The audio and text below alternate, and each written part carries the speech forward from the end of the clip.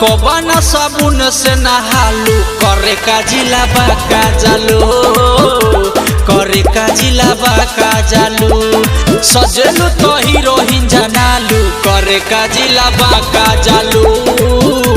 करे का जिला बाका जालू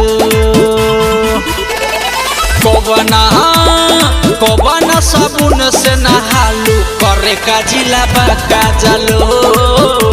करे का जिला बाका जालू सजेलू तो हीरोइन जनालू करे का जिला बाका जालू करे का जिला बाका जालू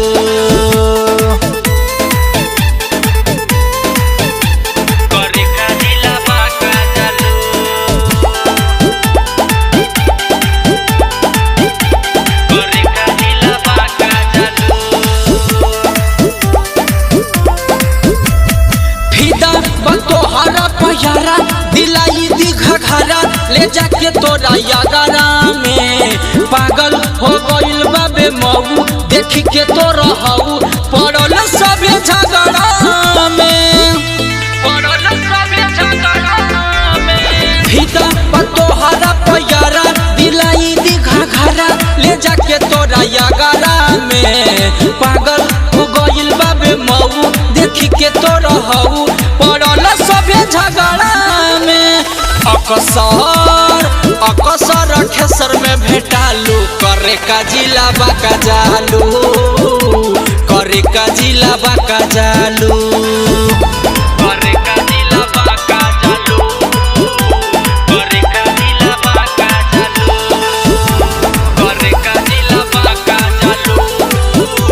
करे का जिला बाका जालू टाटा में उड़ेला दुपट्टा भइल सभे लटा कटा चलेला झरिया में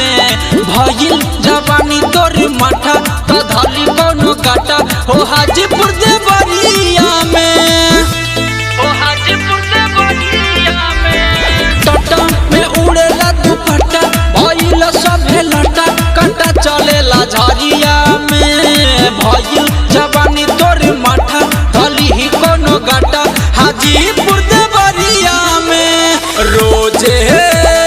रोजे रोजे अनुप के भेटालू बाका जिला करे का जालू